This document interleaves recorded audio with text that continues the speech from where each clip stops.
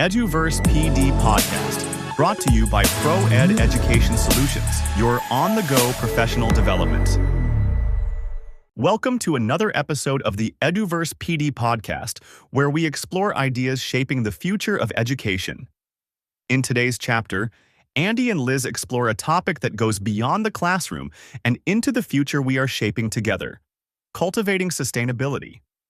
Drawing on the exclusive interview with Marcela Villan and Patricia Bergström, featured in EduVerse Newsletter, Issue 24, our special edition Growing Tomorrow. Teaching for a Sustainable Future, this conversation looks at how education can nurture sustainable thinking, values, and everyday actions in learners. Let's join our AI co-hosts Andy and Liz as they unpack what it truly means to teach not just for today, but for tomorrow. Welcome back. If you're joining us as part of the EduVerse PD Podcast series, you know what we do here. We're all about fast-tracking your learning by really pulling out the most important insights from the source material. And today we are diving into an Ask the Experts interview from the EduVerse Newsletter. This one is just packed with professional development guidance for teachers, for educators, really all over the globe. Our mission today is, I think, really clear. We're going to unpack the idea of education for sustainable development, or ESD. Right. And we want to move past seeing it as just, some dusty mandate or a nice-to-have subject. Yeah, another thing to check off the list. Exactly. We're exploring it as a critical mindset that really has to permeate the entire school culture. We are hunting for the practical advice that can actually change what happens in a classroom. And we have some incredible experience guiding us through this material. The interview features Marcela Villan, who's a Teach SDGs ambassador and a huge advocate for the UN 2030 agenda. And she brings, over 3 decades of experience to the table? Oh, yeah.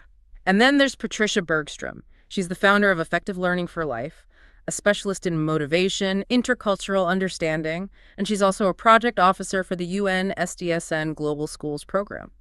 The title of their discussion really says it all, I think. Seeds of Change, Cultivating Sustainability of Mind and Action. That really sets the stage perfectly. So let's start with the why. Why is this so urgent right now? Marcela establishes that right away. She argues that the global challenges we're facing, think about it.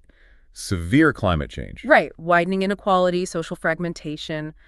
All of this demands that education does more than just teach facts. It's not enough anymore. Not at all. It requires entirely new ways of thinking, of acting, and, ultimately of living together. Which brings us right to SDG 4.7, doesn't it? Right. That's the one that focuses specifically on education for sustainable development. Exactly.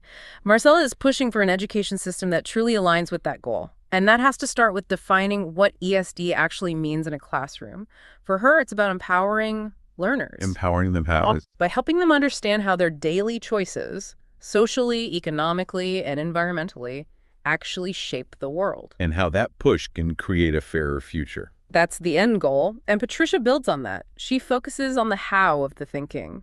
For her, ESD isn't just a new topic, it's a method of integration. Okay, so she's talking about weaving things together. Yes, weaving together 4 crucial mental muscles into everyday lessons: creative thinking, analytical thinking, systems thinking, and, of course, critical thinking. That immediately turns it from just an academic exercise into something you can actually use. It's instantly applicable. And that combination is really the key. It moves us away from passive learning and straight into active engagement with all these real-world complexities. Which I think reframes the whole idea. It leads us right into the core inside of the piece. Sustainability is so much more than just, planting trees. Right, it's not just environmentalism. No. Yeah. Both experts stress this powerful idea that it's deeply social, it's emotional, and it connects people, the planet, and peace. Marcela's point is so simple, but so profound. How we treat the environment is a direct reflection of how we treat one another. Ah, that's interesting. Yeah. When students start exploring problems with an eye toward collaboration and empathy, they begin to understand that caring for the planet is caring for fairness. It is caring for communities. And this is where it gets really powerful, because Patricia gives this fantastic way to think about agency. She argues that ESD is basically the antidote to that feeling of helplessness that so many students have. That feeling of, the problems are too big, what can I possibly do? Exactly. It helps them go from being, as she puts it, passive passengers to becoming drivers of change. And she uses that candy wrapper anecdote to show what this shift actually looks like, that move towards systems thinking. Oh, this is a great example. Right. So most of us, if we see a plastic wrapper on the ground, we just see litter. Yeah, you might feel annoyed for a second and then you move on. But Patricia challenges the student to track the entire chain of consequences. And that chain is where the magic happens. The student has to follow that piece of litter past the curb, so it ends up in a storm drain, Which flows to a river, then out to the sea. where it's eaten by a fish or a sea turtle. And that fish gets caught by a fisherman, it's processed, and eventually... The microplastics from that one wrapper can end up in our own digestive system. It's a phenomenal exercise. It connects a tiny decision on a street to a consequence that's both global and deeply personal. It's not abstract anymore. And it makes you think, have you ever actually tracked the ripple effects of one small action that far? That connection is the whole point. It completely changes the value of every small choice. And that deep personal understanding of consequences, that's what fuels empathy. It's what drives that whole people and peace angle. Right. Patricia points out that when learning connects to real issues in students' lives, their motivation it skyrockets. The learning suddenly feels meaningful because it feels urgent. Motivation is just the fuel, right? Agency is the engine. Marcela is so clear on this. The goal isn't just awareness. It has to be agency. Educators have to build a bridge between those huge global issues and a student's own local life. You have to show them concretely how their small actions can have a real impact right where they live. So they can actually do something, not just worry about it. Exactly. And that moves us from the why of ESD to the much trickier part, the how, the practical challenges. The experts are really honest about how hard it is to move ESD from being a special subject. Something you do once a year for Earth Day. Right, to making it a pervasive mindset that's part of everyday school life. Patricia points out that the biggest roadblocks aren't that teachers are unwilling. It's the usual suspects. Time constraints and a lack of coherent practical knowledge on how to do it. That pressure is what leads directly to the tick-the-box situation. You know, we held a recycling drive, so our job is done for the year. Yeah, this is where I want to push back a little. The experts say that once teachers learn how to integrate ESD, it makes lessons more motivating and engaging, and it could even save time by improving focus. But if that's true, why is time still the biggest challenge we hear about from teachers? That's a really critical question. It suggests that the problem isn't the long-term benefit, it's the initial investment. The activation energy. Yes. The training and the conceptual shift you need to make to go from teaching, say, chemistry as just chemistry to teaching it through the lens of local water quality. That takes a lot of upfront planning. Planning and support that many teachers just don't have the time for. Exactly.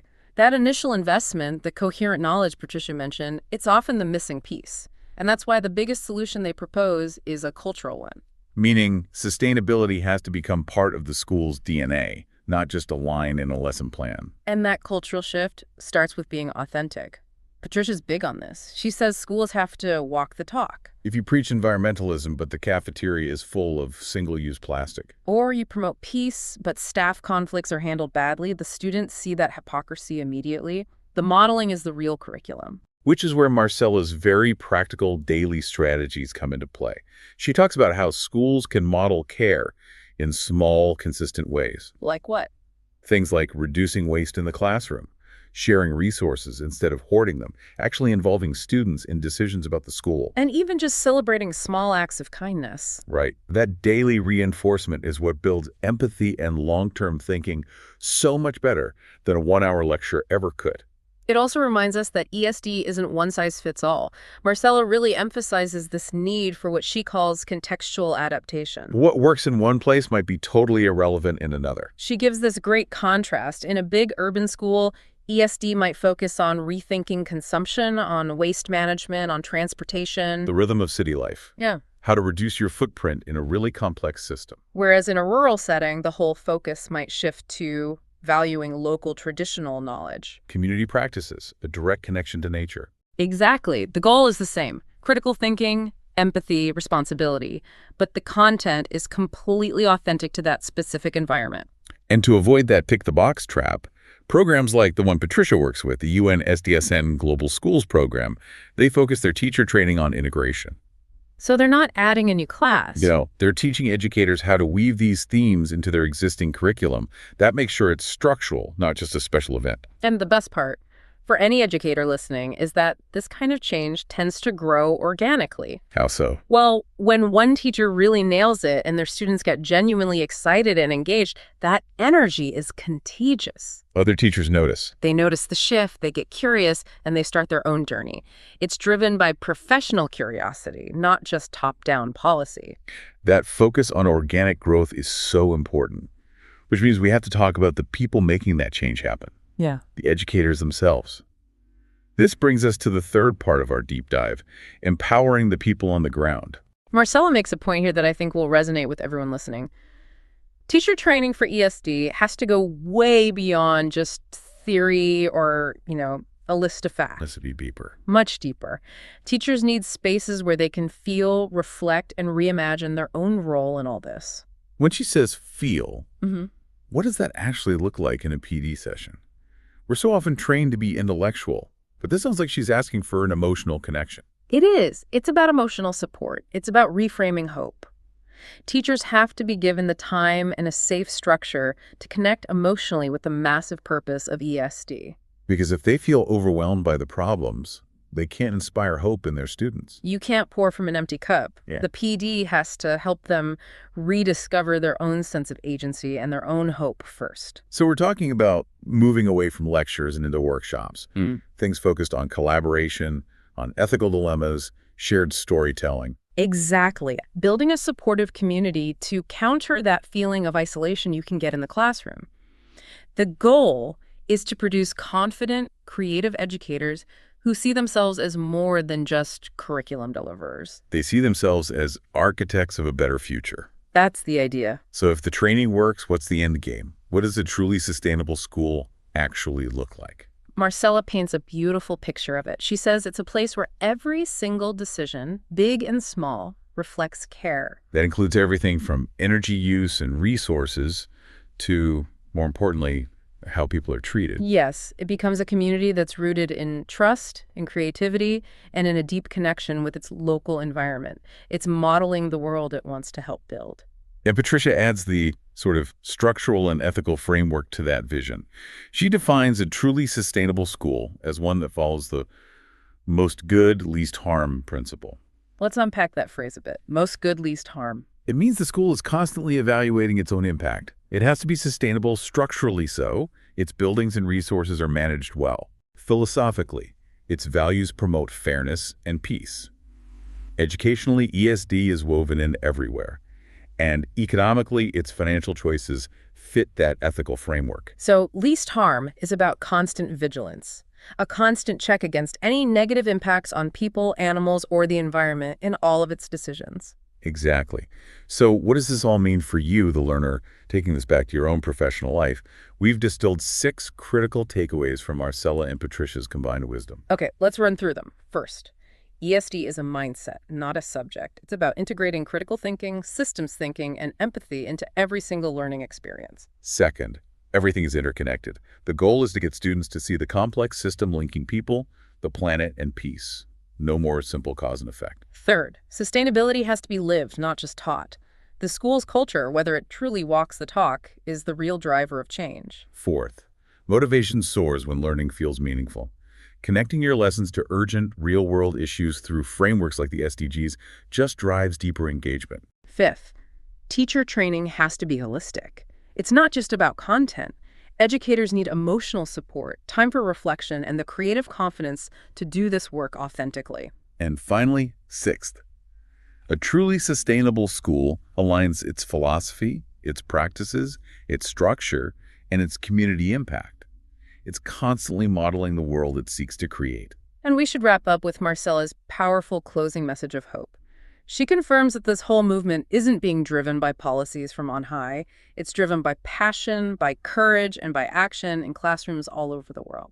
She says that when education is guided by compassion and a clear purpose, it has this unique power to transform not just minds, but entire communities. It's a great final thought. And we want to leave you with 3 reflective questions from Patricia.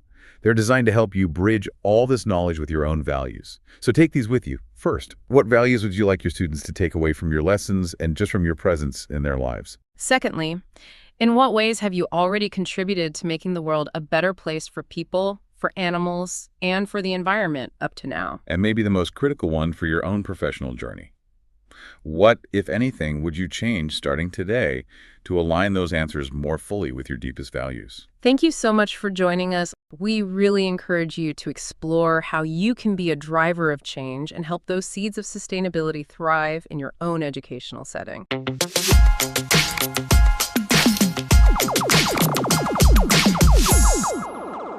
A thoughtful and timely discussion. Thank you, Andy and Liz, for shedding light on how sustainability begins in the mind and takes shape through action. If you'd like to explore these ideas further, be sure to read the full article by Marcela, Villan, and Patricia Bergström in EduVerse Newsletter, Issue 24, Growing Tomorrow. Teaching for a Sustainable Future. Visit our website to download the full issue at www.proed.com.vn/eduverse. And as always, EduVerse welcomes educators, researchers, and practitioners who are passionate about shaping a better future through education. If you have ideas or practices to share, we invite you to contribute and be part of our global conversation. Together, let's continue shaping education for a smarter, more connected future.